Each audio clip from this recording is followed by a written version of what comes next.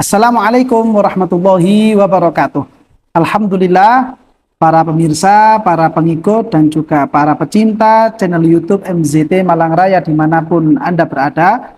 Alhamdulillah, puji syukur kita haturkan, kita hadiahkan kepada Allah Subhanahu wa Ta'ala, karena Allah Subhanahu wa Ta'ala masih memberikan kepada kita kesempatan, memberikan kepada kita kekuatan, waktu, dan lain sebagainya dari kenikmatan-kenikmatan yang luar biasa, sehingga kita masih bisa melanjutkan aktivitas-aktivitas kita, khususnya lagi adalah kita bisa melanjutkan pembahasan-pembahasan kita, terutama di hari-hari yang seperti sekarang ini. Umat Islam di seluruh dunia akan melakukan satu kegiatan besar, satu hari raya besar, yaitu umat Islam akan melakukan ibadah kurban. Dan lebih khususnya lagi, semuanya akan melakukan sholat Idul Adha, sehingga pembahasan-pembahasan dalam masalah ini menjadi suatu hal yang penting untuk diperhatikan, penting untuk dikaji, penting untuk disimak dan dibahas, dan mudah-mudahan dari pembahasan-pembahasan yang dilakukan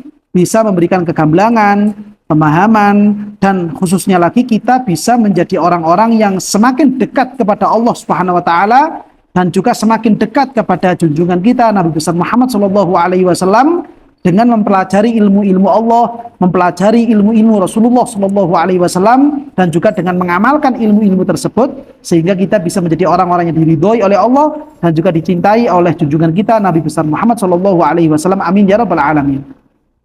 Para pemirsa, para pengikut, dan para pecinta channel YouTube MZT Malang Raya dimanapun Anda berada, dari beberapa video pembahasan, dari beberapa video kajian yang khusus membahas tentang ketentuan-ketentuan hukum-hukum yang berlaku dalam masalah ibadah kurban.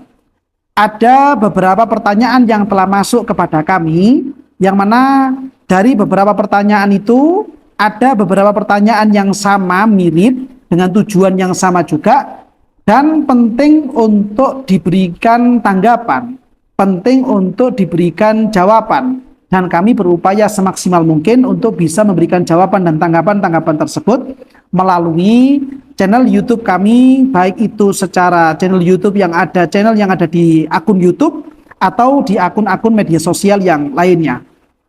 Di antara pertanyaan yang masuk yaitu adalah pertanyaan patungan kurban sapi yang anggotanya sebanyak 7 orang. Hanya saja orang ke-6 dari 7 anggota patungan ini mengikutkan salah satu anggota keluarganya yang telah meninggal dunia menjadi peserta yang ke-7. Jadi dari 7 peserta patungan kurban sapi itu, ada satu atau orang yang ke-7 ini merupakan anggota keluarga dari orang yang ke-6, dan yang ke-7 ini sudah meninggal dunia. Dan sudah lama meninggal dunia, lalu kemudian sekarang diikutkan menjadi peserta yang ke-7 untuk patungan kurban sapi. Bagaimanakah kira-kira hukum kurban yang seperti ini? Dan pertanyaan yang berikutnya yang sama, sebenarnya tujuannya itu sama, yaitu pertanyaan yang berbunyi, bolehkah seorang anak berkorban untuk orang tuanya yang telah meninggal dunia? Ada anak yang dia itu ingin melakukan bakti kepada orang tuanya, dan orang tuanya ini ternyata sudah meninggal dunia. Bentuk bakti anaknya apa? Dia berkorban atas nama orang tuanya yang telah meninggal dunia tersebut. Kira-kira menurut pandangan fikih, menurut pandangan syariat, bagaimanakah hukum kurban yang seperti ini? Maka dari pertanyaan ini kami memberikan jawaban, memberikan tanggapan.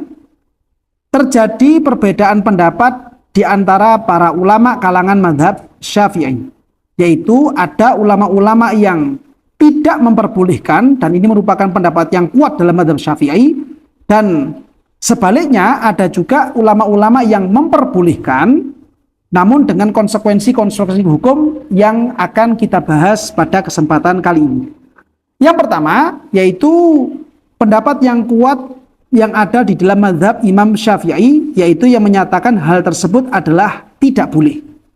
Dan kami ambilkan jawaban ini dari keterangan beberapa kitab, diantaranya Yang pertama adalah dari keterangan kitab I'anatut Thalibin. Beliau Syekh Bakri Syato, penulis kitab I'anatut Thalibin, memberikan keterangan wala yudhahi ahadun ghairahu bila idnihi fil hayyi wa bila isaihi fil mayyiti. Yang artinya tidak boleh seorang pun, siapapun itu, berkorban untuk orang lain. Artinya dia berkorban atas nama orang lain. Bila idnihi fil hayyi, berkorban atas nama orang lain yang masih hidup tanpa adanya izin dari yang masih hidup tersebut. Sehingga orangnya ini bisa melakukan korban dari orang lain kalau memang sudah mendapatkan izin. Ketika belum mendapatkan izin, maka orang ini masih belum boleh untuk melakukan korban atas nama orang lain. Kalau sudah mendapatkan ini baru boleh. Taruhlah misalkan si A ini ingin berkorban atas nama si B. Jadi mungkin karena si A ini orang yang sangat dermawan, dia kemudian ingin atau berinisiatif berkorban, tapi korbannya bukan atas nama si A, tapi korbannya adalah dari orang yang si B, atas nama si B. Si B berkorban tapi korbannya dilaksanakan oleh si A. Kalau seandainya si B itu belum memberikan izin kepada si A dalam masalah korban, maka si A masih belum boleh untuk melakukan korban atas nama si B. Karena si B kondisinya masih hidup. Si A baru boleh melakukan korban atas nama si B kalau sudah mendapatkan izin. Ini kalau si B-nya dalam keadaan hidup. Bagaimana kalau kemudian si B ini yang dikorbankan oleh si A itu dalam keadaan sudah meninggal dunia? Yaitu keterangan beliau di sini jawabannya adalah wabila isaihi fil mayyit. Si A tidak boleh melakukan korban untuk si B, artinya korbannya A ini atas nama si B, yang mana si B ini sudah meninggal dunia dan dulu sebelum meninggal dunia belum pernah memberikan wasiat kepada si A atau yang lainnya. Si B sebelum meninggal belum pernah berwasiat, maka si A tidak diperbolehkan untuk melakukan kurban bagi si B yang telah meninggal dunia. Si A ini tidak boleh berkorban atas nama si A, yang mana si A tidak boleh berkorban atas nama si B, yang mana si B itu sudah meninggal dunia tanpa adanya wasiat. Kalau ada wasiat maka boleh-boleh saja. Tapi kalau tidak ada wasiat maka hukumnya adalah tidak boleh. Nah ini jawaban dari pendapat yang kuat yang ada di dalam mazhab Imam Syafi'i. Kalau seandainya ya terlanjur terjadi, artinya memang sejak awal tidak ada unsur kesengajaan untuk kurban atas nama orang yang meninggal dunia. Tapi sudah terlanjur terjadi, tidak ada kesengajaan tapi terlanjur terjadi. Si A terlanjur melakukan kurban atas nama si B yang sudah meninggal dunia. Bagaimanakah hukumnya? Keterangan lanjutannya adalah fa'in fa'ala walau jahilan lam yaqo anhu wala anil mubashir. Kalau seandainya sudah terlanjur disembelih, artinya hewan kurban ini atas nama orang yang sudah meninggal dunia. Terlanjur entah dia itu tahu hukumnya ini tidak boleh, atau dia itu tidak tahu kalau hukumnya ini tidak boleh. Tahu ataupun tidak tahu dianggap sama dalam hal ini. Maka konsekuensinya hewan tersebut tidak menjadi korbannya orang yang meninggal dunia dan juga tidak menjadi korbannya orang yang masih hidup yang berkorban atas nama orang yang meninggal dunia. Korban hewan ini tidak dianggap sebagai korban karena tidak menjadi korbannya yang meninggal ataupun tidak menjadi korbannya orang yang masih hidup. Ini merupakan pendapat yang kuat yang ada di dalam mazhab al-Imam Asy-Syafi'i. Pendapatnya seperti itu, tidak dibolehkan. Dan kalau ada kesengajaan melakukan, maka konsekuensinya seperti itu. Dan kalau seandainya sudah tahu, maka hendaknya, artinya sudah tahu tentang hukum ini, hendaknya bagi orang yang masih hidup tidak melakukan hal-hal yang seperti demikian. Berkorban untuk orang yang telah meninggal dunia. Ini pendapat yang kuat yang ada di dalam mazhab Imam Asy-Syafi'i. Pendapat yang berikutnya yaitu ulama-ulama yang memperbolehkan. Ada sebagian ulama yang memperbolehkan kurban untuk orang lain walaupun orang lain ini sudah meninggal dunia. Keterangannya kami ambilkan dari kitab Minhajut Thalibin yaitu satu kitab yang ditulis oleh Al-Imam An-Nawawi, sekaligus juga dari syarah dari kitab Minhaj, yaitu kitab An-Najmul Wahaj yang ditulis oleh beliau Al-Imam Ad-Damiri. Dalam masalah ini, Imam Nawawi dalam kitab Minhaj memberikan keterangan wala an mayyitin illam yusi biha.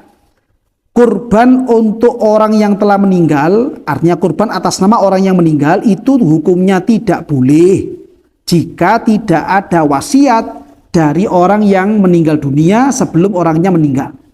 Kalau tidak ada wasiat, artinya orang yang meninggal ini dulunya tidak ada wasiat kepada yang masih hidup untuk dikurbankan, ya, maka hukumnya tidak boleh. Kecuali kalau ada wasiat maka hukumnya boleh. Sama keterangannya seperti tadi yang ada di dalam kitab I'anatut Thalibin.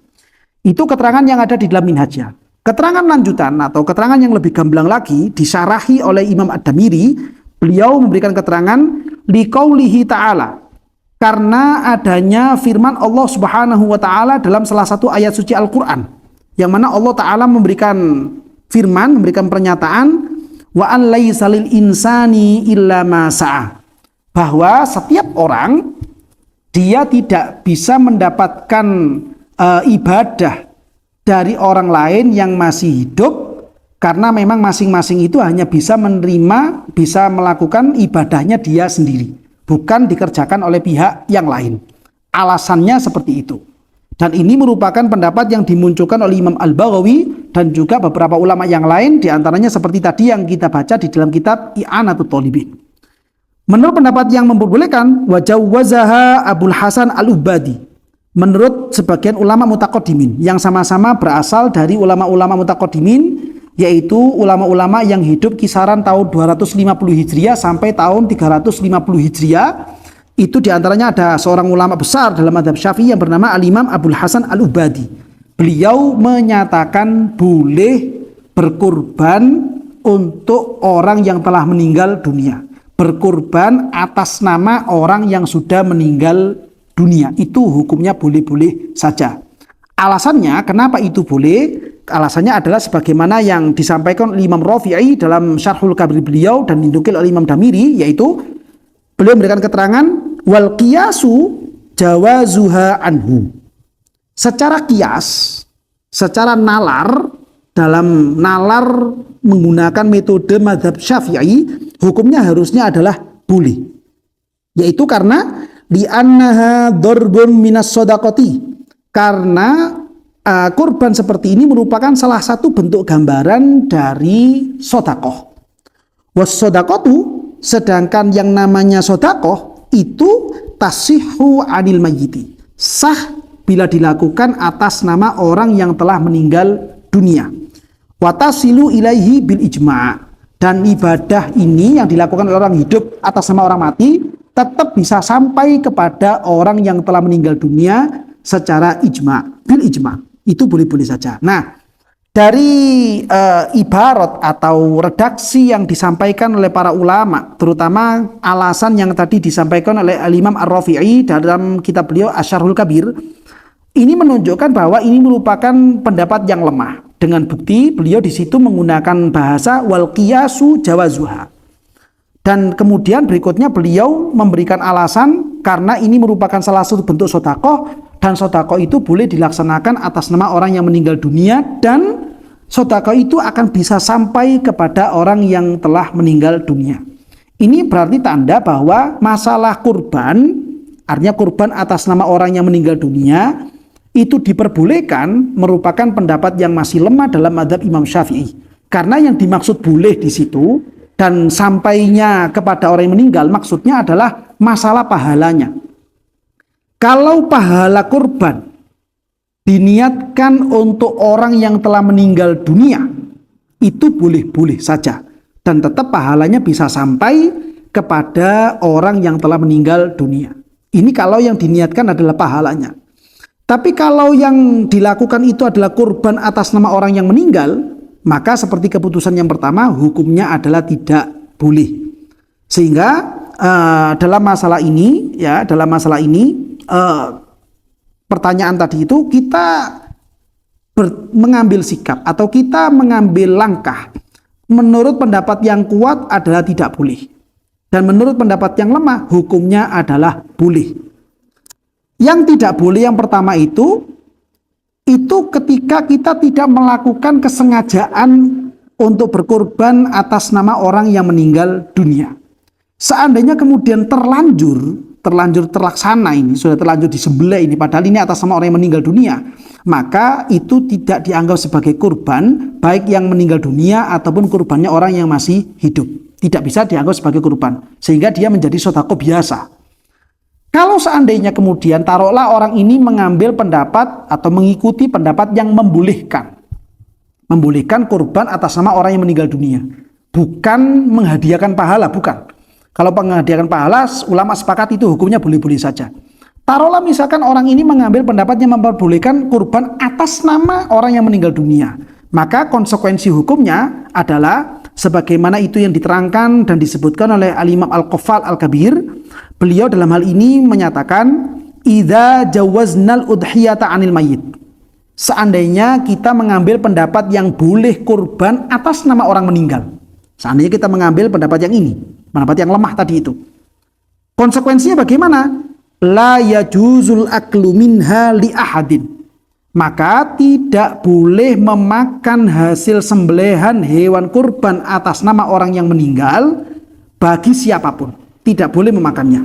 Artinya yang maksudnya bagi siapapun itu adalah orang-orang yang secara hukum memang bukan haknya, yaitu bagi keluarga yang wajib mendapatkan nafkah dari orang meninggal. Begitu juga dengan orang-orang kaya yang hidup di sekeliling hewan ini disembelih. Orang-orang kaya di sekelilingnya, masyarakat yang kaya-kaya tidak boleh mengambil hasil sembelihan hewan kurban atas nama orang yang meninggal dunia, tidak boleh. Bal yajibu an yatasaddaqo bi jami'iha. Hukumnya wajib mensedekahkan semua hasil sembelihan kepada orang fakir dan orang miskin. Orang kaya tidak boleh diberikan dari hasil sembelihan hewan kurban atas nama orang yang telah meninggal dunia. Alasannya, li'annal udhiyata waqa'at anhu. Karena kurban ini dilaksanakan atas nama orang yang telah meninggal. Fala yajuzul aklu minha illa bi'idnih. Maka siapapun itu sebenarnya tidak boleh memakan hasil sembelihan kecuali telah mendapatkan izin dari orang yang telah meninggal dunia. Wa huwa muta'adzirun, dan meminta izin kepada orang meninggal ini tidak mungkin sudah. Bagaimana kita bisa minta izin kepada orang yang telah meninggal? Itu sudah tidak mungkin. Tersisa satu izin saja, yaitu izin dari pihak syariat. Dan izin dari pihak syariat dalam masalah sedekah kurban ini khusus hanya untuk orang-orang fakir dan orang-orang miskin saja. Orang-orang yang berkecukupan, orang-orang yang kaya atau keluarga dari pihak orang yang meninggal dunia tidak mendapatkan izin dari syariat untuk memakan atau mengambil hasil sembelihan hewan kurban atas nama orang yang meninggal dunia. Nah, ini konsekuensi-konsekuensi hukum yang perlu dipahami ya, karena kita memang dihadapkan dengan dua pendapat, yang satunya kuat dan satunya lemah. Kalau kita memang mengikuti pendapat yang kuat yang itu hukumnya tidak boleh, maka hendaknya kita tidak berkorban untuk atau atas nama orang yang telah meninggal dunia. Yang diperbolehkan adalah menghadiahkan pahala kurban untuk orang yang meninggal dunia. Sehingga kurbannya ini atas nama orang yang masih hidup, atas nama si A tadi itu sendiri. Ini kurbannya si A. Namun hanya saja si A ini meniatkan supaya pahala kurban ini juga diperuntukkan kepada orang yang meninggal dunia. Itu hukumnya boleh-boleh saja. Sebagaimana yang diterangkan oleh Syekh Al-Bujairami dalam Hasyiah beliau ketika membahas masalah sampainya pahala kepada orang lain, beliau mengatakan, na'am dzakarul musannifu fi syarhi Muslim. Imam Nawawi menyebutkan keterangan dalam syarah Muslimnya beliau, annahu, bahwasannya lau asyraka ghairahu fi sawabiha jaza wa annahu madhabuna, intaha Imam Rabli.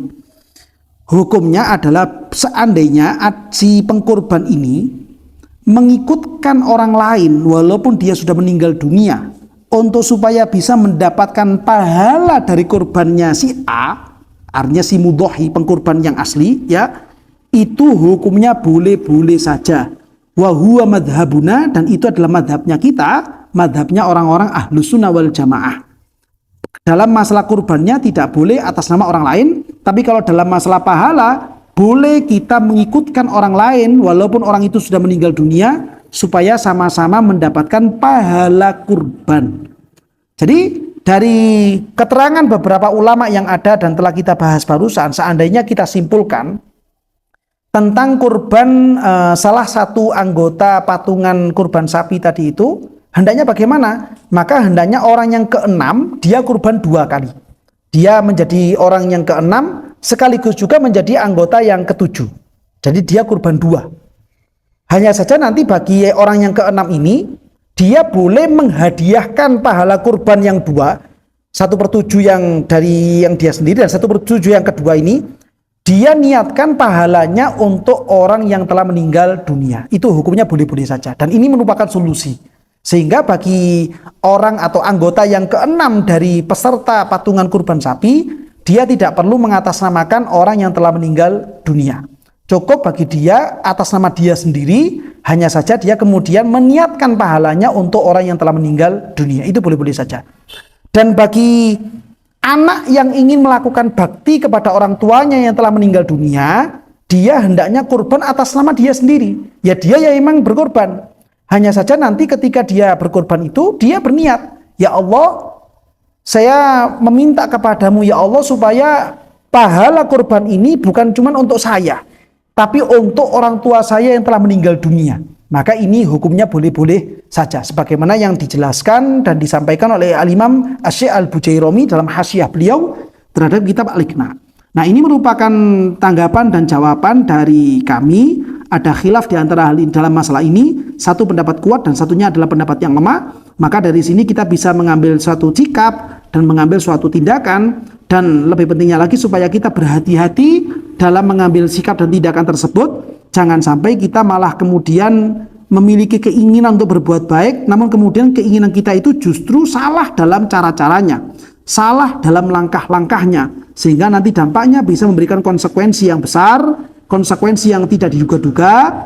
Dan hendaknya kita dengan berilmu seperti ini, memahami dan mengkaji penyampaian-penyampaian dari para ulama, kita bisa menjadi lebih jelas lagi. Dan harapan terbesarnya mudah-mudahan kita semuanya bisa mengamalkan ilmu-ilmu yang telah kita dapatkan. Inilah kiranya jawaban yang bisa kami sampaikan dan tanggapan yang bisa kami sampaikan dalam kesempatan kali ini. Barangkali mungkin dari keterangan kami ini ada keterangan-keterangan yang kurang jelas, atau mungkin ada pertanyaan-pertanyaan susulan, maka bisa Anda sampaikan melalui kolom komentar atau mungkin melalui nomor admin yang telah tertera pada layar YouTube Anda. Mudah-mudahan kita semuanya senantiasa menjadi orang-orang yang mendapatkan ridho dari Allah Subhanahu wa taala dan juga mendapatkan kecintaan dari junjungan kita, idola kita, kekasih kita, Nabi besar Muhammad sallallahu alaihi wasallam. Amin ya rabbal alamin.